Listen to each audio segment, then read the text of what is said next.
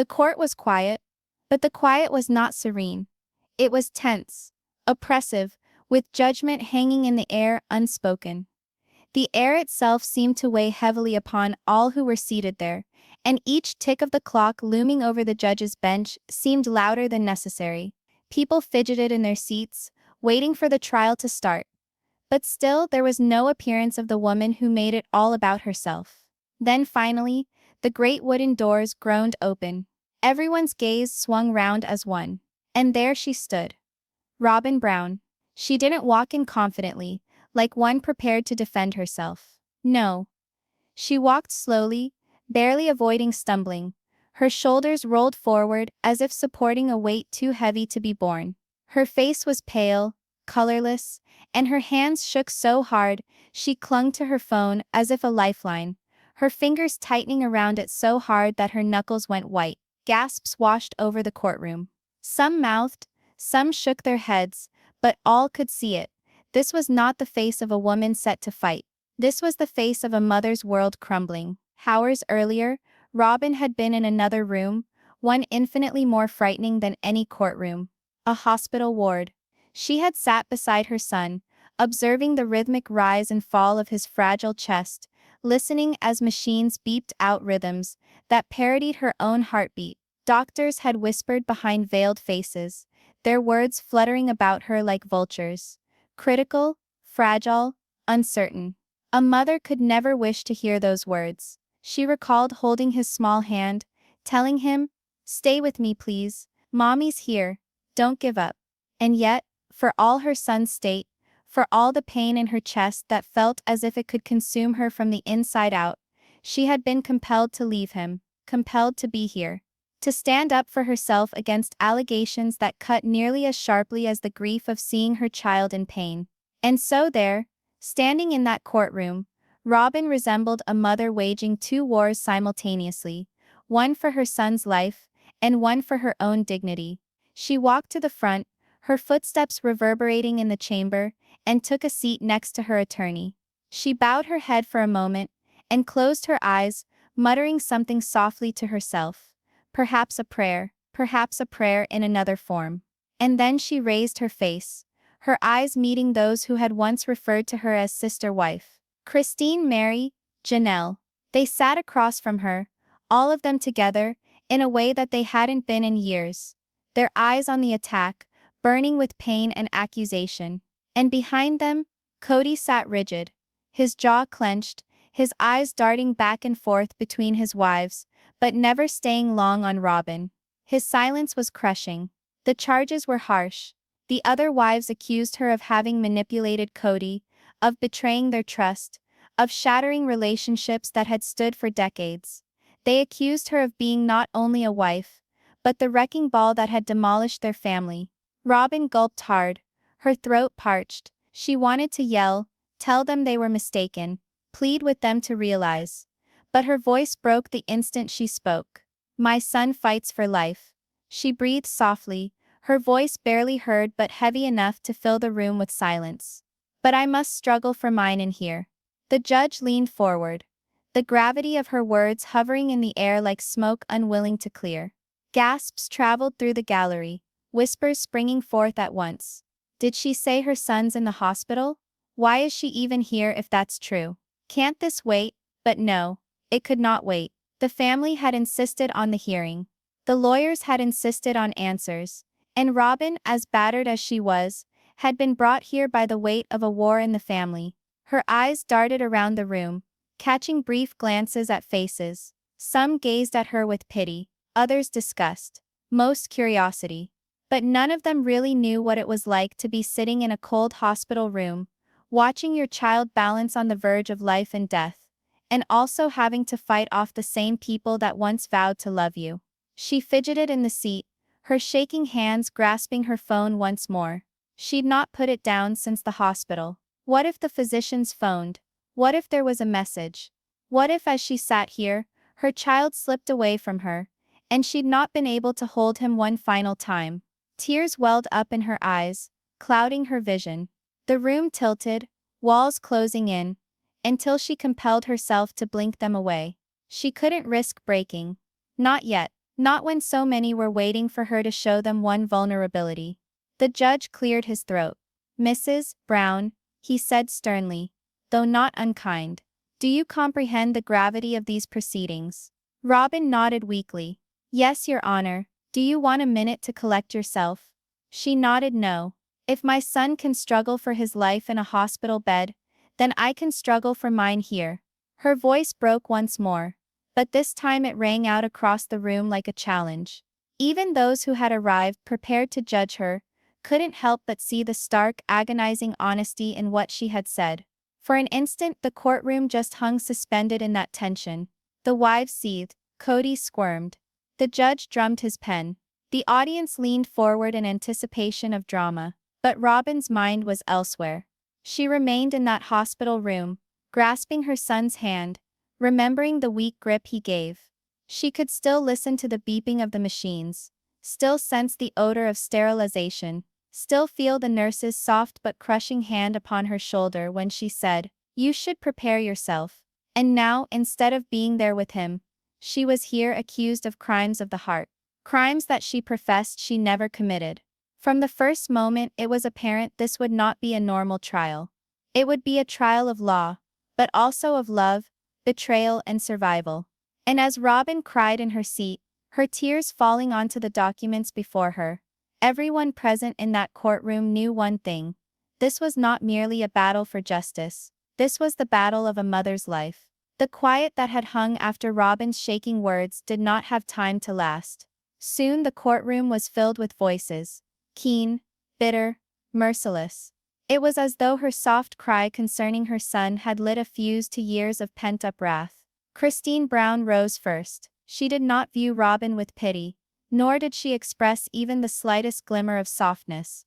Rather, her features were carved with wrenched pain masked as anger, her voice shaking but firm enough to pierce tension.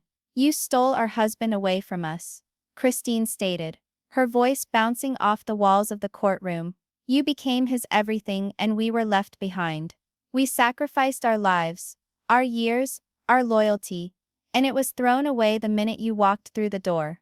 Her words weren't statements. They were accusations sharp enough to cut. The gallery leaned forward, hanging on every syllable. Mary's voice came next, icy and unwavering.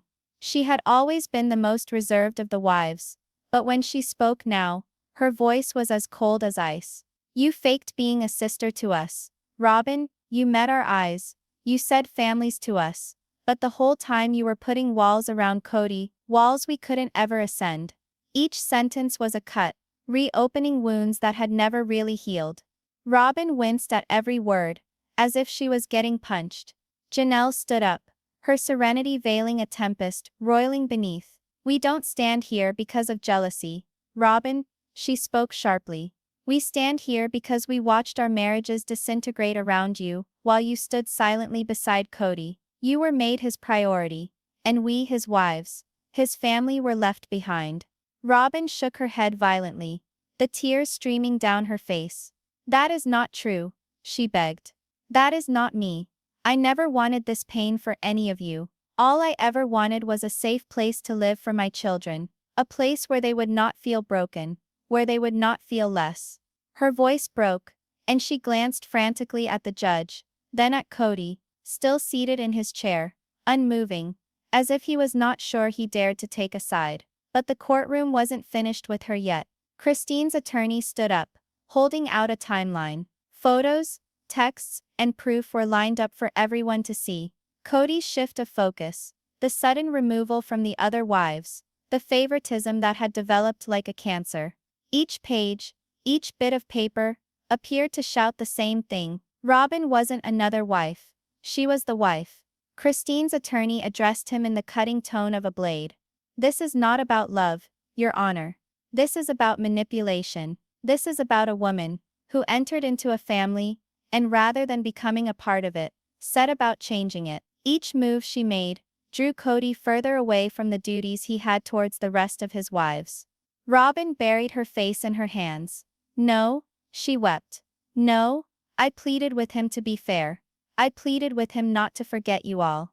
I cried for you. I struggled for you when he turned his back. But he made his decisions. You can't lay that at my door. The room was tight. The wives sat tight-lipped, arms folded, faces expressionless. The onlookers hushed among themselves. Some nodded in agreement with the wives. Others shook their heads, muttering that Robin seemed too shattered to be capable of such plots. Mary spoke once more, quieter now but not less agonized. Do you know what it's like, Robin, to be invisible in your own marriage? To stay up nights wondering why the man you've loved for decades doesn't look at you anymore, and then to see him smile at you, like we never lived. Do you have any idea what that does to a woman?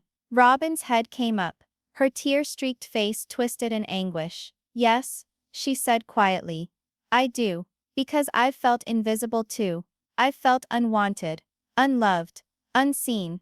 That's why I came into this family. I thought we could build something different, something where no one felt cast aside. I never wanted to replace you. I wanted to be with you. But her words, as blunt as they were, did not ease the pain. Far from it, they made it deeper. Janelle slapped her hand down on the table, shattering her composure. Then why didn't you stop him?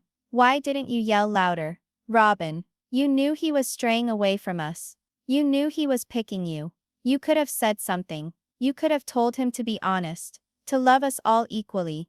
I did, Robin exclaimed, her voice breaking into the air. You have no idea how many nights I pleaded with him. You have no idea how many times I said I didn't want to be the favorite. But what could I do? Chain him at your doorstep? Force his heart to love you when it had already escaped? The words struck like lightning. Others in the courtroom gasped. Others leaned back, flabbergasted. Even Kody's head fell, shame flitting over his face for the first time. The attorneys urged more strongly. You avow innocence, Mrs. Brown, but the record indicates otherwise. The other wives were left in darkness, and you in the light. Whether by design or not, the effect is the same.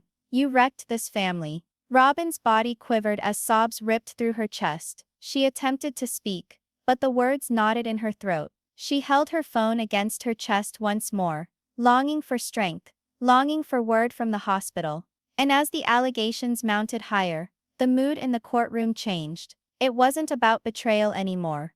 It was about shattered promises, lost years and scars that may never heal. The judge finally held up his hand for quiet. His voice was stern but exhausted. This court will be told the truth, not a battle of emotions. But obviously, this family is broken beyond all recognition. The words hung like dust in the courtroom, heavy and oppressive. Robin sat, her tears wetting the papers before her, her son's face seared in her mind. She had arrived in defense of herself, but every accusation was like a hammer to an already shattered heart. And with that, as Christine, Mary, and Janelle glared across the room, Robin realized something terrifying. This wasn't about her. This wasn't even about Kody. This was about a family that had vowed forever, and was now in court, ripping each other apart, piece by piece. The judge's gavel came down, ringing through the courtroom like thunder. Mrs. Brown, he said sternly, please come forward. The air changed immediately. Everyone moved forward, tension building with each movement Robin made. She seemed delicate, as if the weight of her body was too much to handle. Her heels echoed on the floor, slow and hesitant, like a drumbeat ticking down to an explosion. When she came to the stand, the bailiff held up a Bible. Do you swear to tell the truth, the whole truth, and nothing but the truth? Robin's shaking hand went up. Her lips hardly moved when she spoke in a whisper. I do. She settled into the stand, her fingers wrapped around the edges of the wooden podium, so tightly they became ghostly white. The courtroom held its collective breath, but it wasn't out of kindness. It was out of expectation. Everyone wanted to hear what Robin Brown, the woman accused of destroying the sister wives' empire, had to say. Her voice began as a whisper.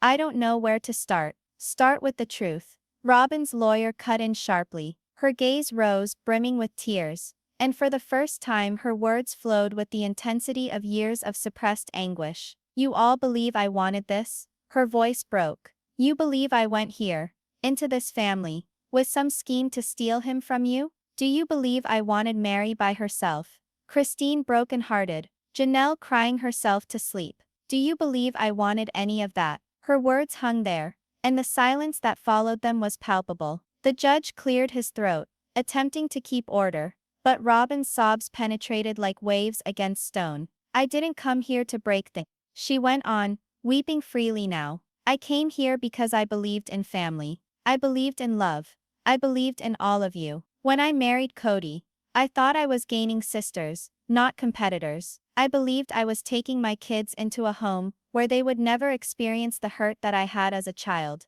Being unwanted, being left behind. I believed we could be stronger together. Her voice cracked once more, and she buried her face in her hands for an instant, struggling to regain her composure. The judge nodded to her, giving her a moment, but she looked up again nearly at once, her anguish inspiring her words. But instead, what did I discover? She asked bitterly. Jealousy, whispers, stares. I pleaded with Kody to balance his love. I pleaded with him to be fair. I told him night after night, don't forget them. Don't make me the reason they suffer. Do you believe he heard me? She spun around, meeting Kody's gaze for the first time. Tell them, Kody. Tell them about all the times I wept in front of you, pleading with you to love them like you loved me. Tell them how I pleaded. I don't want to be the favorite. Tell them. Kody shifted restlessly in his seat, his jaw clenched. His silence was more condemnatory than any admission. Robin's chest was heaving. She pounded her hand onto the wooden stand, its crackling making the room jump. But he didn't listen. He chose me, he gave attention to me and left you all in the dark. And you fault me for it? You think I pulled the strings like some kind of puppet master? Her voice pierced to a scream. I couldn't control his heart. None of us could. The courtroom erupted in whispers. The audience was split. Some found her manipulative, others found her to be a woman suffocating under the burden of decisions she never made. Christine's eyes tightened. You didn't try hard enough. Robin's face contorted with pain. Don't you ever dare tell me that, Christine. Do you know how many nights I spent up crying for all of you? Do you have any idea how guilty I felt when he picked me over you? I pleaded with him to stop. I pleaded with him to go to your houses, to hang out with your kids, to show you the love you deserved. But every time he broke up with me, he came back. Each time I instructed him to love you, he said to me, you're the only one who gets me. What was I to do with that? Her words clung in the air like smoke after flames. The judge regarded her compassionately, but he couldn't help but ask, Mrs. Brown, are you telling me you never encouraged his favoritism? Robin slammed her head back and forth. No, I never desired to be the favorite. I desired to belong, not to replace. But I was helpless to resist his decisions, and each time he drove you away, I lost too. I lost the sisters I believed I had found. Her tears choked up the courtroom, and for the first time, even Christine's rage wavered. Her lips compressed as though keeping something back, but her eyes shone with unshed tears. Mary, on the other hand, was not so understanding. She leaned forward, her tone biting. And what about us, Robin? You tell us you cried. You tell us you pleaded with him. But we never once heard you say those words. We saw only you grinning, as we were shattering. Robin faced her, her face red and puffy from tears. Because I didn't know how to tell you. Every time I tried, I was a trespasser. I was afraid that if I said how guilty I felt, you would despise me all the more. So I just kept quiet. And that silence, it killed me. She dried her tears, attempting to compose herself. Her phone vibrated in her palm, and she jumped, glancing at it for a moment, before she flipped it face down. The courtroom was able to see the terror on her face. Terror that the hospital was calling with news she couldn't possibly hear. I am waging two wars, she said softly, now her voice barely above a whisper, almost shattered. One here, with all of you, and one at the hospital, with my son. And do you know what hurts me the most? That while he struggles there for his life, I'm here fighting back against those whom I considered family. I don't want to fight you. I never wanted this war. I just wanted love. For me, for my children, for all of us. Her attorney put a soft hand on her shoulder, but Robin brushed it away. She wasn't done. She jumped up, violating the formality of the court, her body shaking. I could be guilty of a lot of things. Being dumb, being quiet, being scared. But I am not guilty of ruining this family. The truth is, this family was already falling apart before I ever set foot in it. I just happened to be in the way when it fell apart. The courtroom stilled. Her words sliced through the air, raw and unforgiving. Even the judge looked shaken, struggling to maintain his composure. Kody lowered his head, finally unable to hide his shame. Christine bit her lip. Mary's hands shook, and Janelle closed her eyes tightly, as if trying to block out the truth. Robin sat down again, her energy exhausted, her tears streaming once more. She held onto her phone, muttering a prayer under her breath. And at that moment, the courtroom wasn't merely a forum of law, it was a war zone of shattered hearts. The courtroom tension had finally built to its climax. Robin's emotional outburst had shaken the room, her words still resonated in the air, her cries still imprinted in everyone's mind. The wives sat rigid and mute, their faces conveying a mix of rage, guilt, and fatigue. The judge rapped his pen against the bench, attempting to restore order to a courtroom that had become a battlefield. But then it occurred. The piercing ring of a phone cut through the stillness. Robin winced, her hand involuntarily grabbing the instrument she had held since entering the courtroom. The ring was a gunshot in the thick silence. All heads swiveled, all hearts froze. It was her cell, the hospital. Her shaking fingers replied. The court so quiet, you could hear her quivering breath, as she clamped the telephone to her ear. "Hello?" she breathed, her voice a mere whisper. The ensuing silence was intolerable. Her face paled, her eyes going wide, and her other hand rushed to her mouth as if to muffle a scream. "No, no." Robin's body convulsed, her knees weakening as if the weight of the words on the telephone had been too much to carry. The bailiff reached out, catching her before she fell. The judge's gavel banged once. "Mrs. Brown, if you need a moment," but she wasn't hearing, her weeping ruptured, raw and uncut. "The doctors, they tell us his conditions worsened. They can't tell if he'll survive the night." Gasps filled the room. Even those who'd only come for the drama, to whisper rumors, sat in stunned silence. This wasn't about polygamy anymore. It wasn't about accusation or betrayal. It was about life and death. Christine's hand covered her mouth, her eyes wide with horror. Mary's face, usually unreadable, softened with something almost like compassion. Janelle blinked back tears, her strong composure cracking. Even Kody, who had been quiet until now, stood up, his face twisted with panic. "What? No, no," he stuttered. For the first time, his defenses crumbled. He grasped for Robin, his hand suspended over her shoulder, as if not wanting to touch her, but incapable of remaining still. Robin held the phone to her heart, swaying back and forth, as she wept, tears streaming down her face. Her own voice cracked with desperation. "My baby, my beautiful boy, please God, don't take him away from me." The courtroom was no longer a courtroom. It was a room saturated with sorrow. The judge himself was shaken, his eyes blurring as he took off his glasses and massaged his temples. He cleared his throat, his voice huskier now. "This court recognizes the seriousness of this case. If you want to adjourn, Mrs. Brown, we can." But Robin interrupted him, her voice cracking but indignant. "No," she banged her hand on the stand, making everyone jump. "If I go now, it will appear as though I'm fleeing. It will appear as though I have something to hide. And I can't have my kids grow up believing their mother tore this family apart. If this is the final battle I ever engage, then I will fight it with my entire heart. For my son, for my kids, for myself." The resolve in her voice conflicted with fury, with the tears that flowed down her face. It was the voice of a mother who was on the verge of shattering, but not quite willing to. The wives sat agog.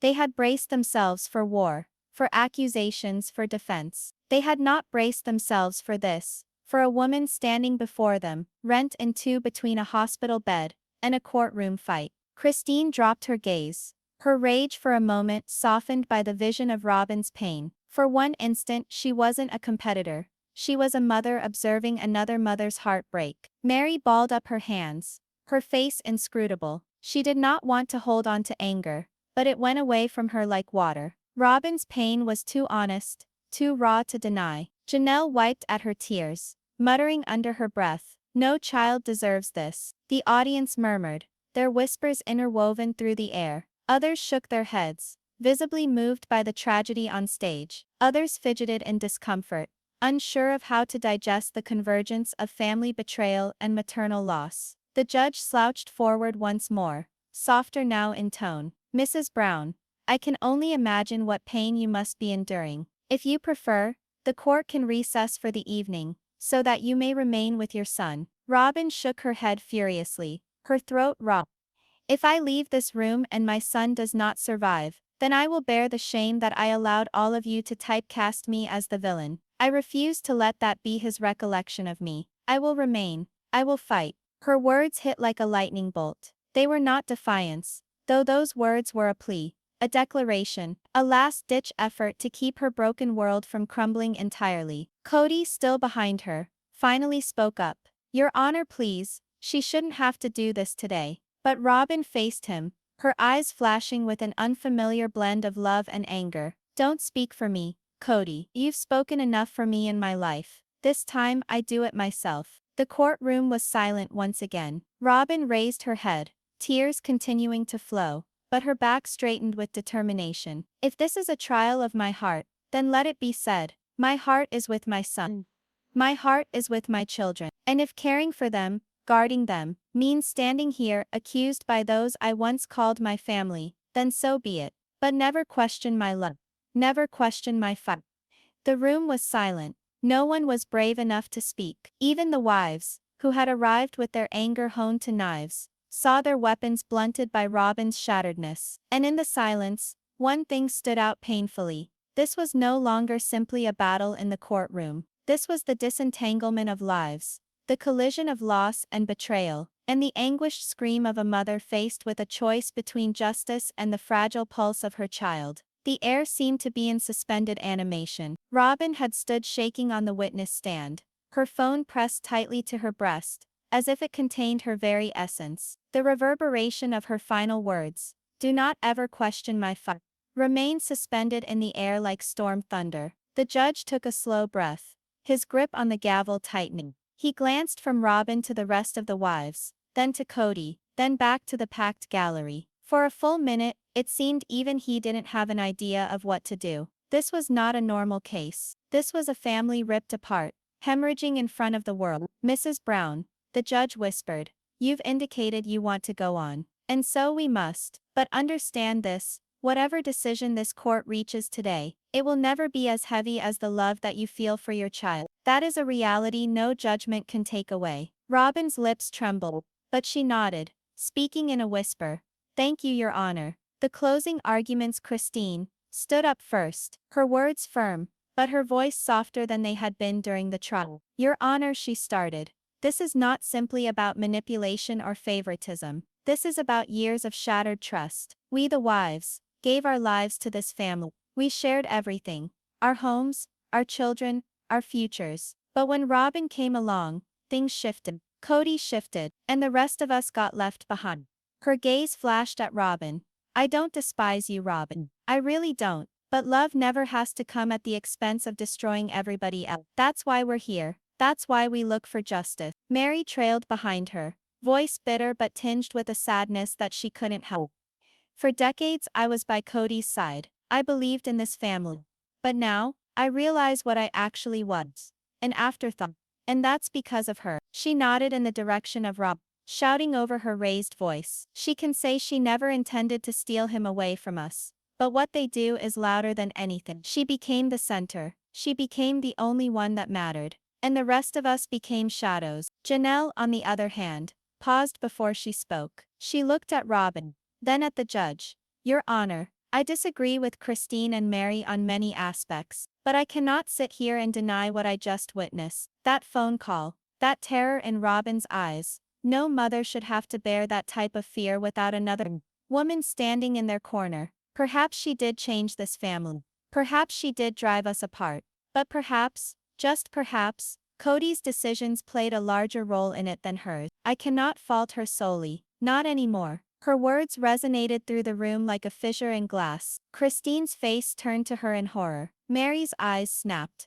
And Robin, trembling, tear-smeared, shattered, stared at Janelle as if she'd just been handed a rope. Then Kody. He pushed back from the table, his fingers splayed against its surface, his jaw clenched. His words shook. Your Honor, I know everybody in this room blames Rob.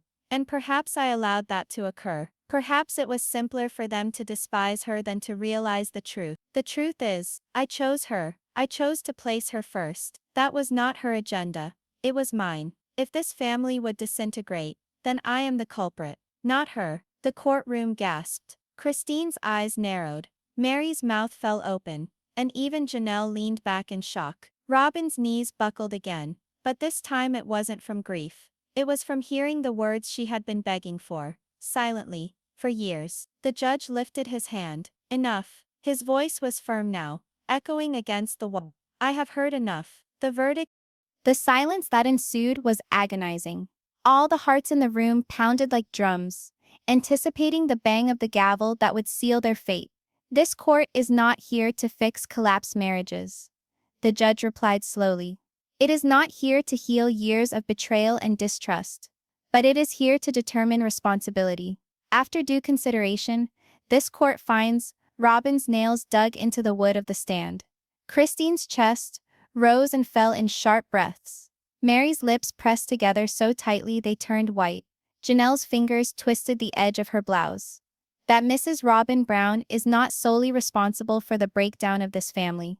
Gasps echoed. Robin's eyes widened, her lips parting in disbelief. The judge went on. This court holds that, although tensions were created after her entry into the family, final responsibility is with the decisions of Mr. Kody Brown, who did not uphold fairness, oneness, and equal partnership between his wives. Thus, Mrs. Brown can't be held guilty of manipulation alone.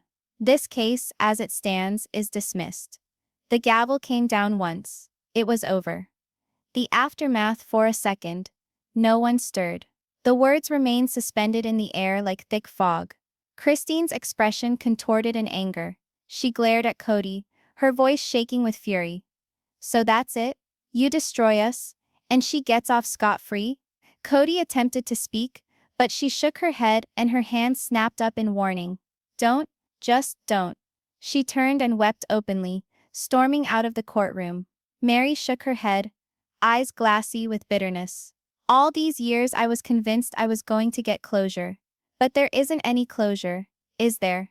There's just more pain. She grabbed her things, her movements stiff, and left without saying another thing. Janelle stayed for a second, gazing at Robin. Her voice was soft but distinct. Take care of your son. That's all that counts now. Then she too departed. Her footsteps receding down the corridor. The room gradually drained, and Robin found herself standing by herself at the stand. Her legs quivered, her hands shaking, her head torn between the relief of the verdict and the pain of her son's state. Kody stepped toward her, his eyes brimming with guilt. Robin? She shook her head, her voice cracking. Don't you dare. He stood still, his breath rising and falling. I wanted them to know the truth. Robin's tears were harder. The truth is that my son is in a hospital bed, fighting to live. And while you were taking sides, I was holding his hand, wishing he would breathe. That's the only truth that counts. Her knees buckled, and she collapsed into the chair, holding her phone again. Her fingers shook as she called the hospital. Please, she whispered raggedly. Please tell me he's still alive. The courtroom was almost deserted now. The judge had withdrawn. The bailiff remained standing silently by the door, and the sound of receding footsteps was lost. Robin pushed the phone against her ear, her face contorting in agony as she heard the voice on the other end. Her own sobs filled the air, echoing off the chilly walls. She spoke a single last line that every heart within that courtroom, and every person watching this tale unfold, would never ever forget. If love is a crime, then I am guilty. And so the courtroom lights went down, the gavel still ringing in memory, and the tale of Robin Brown, wife, mother, warrior, etched itself in history, not in victory or defeat, but in the naked, unshakable truth of a broken heart.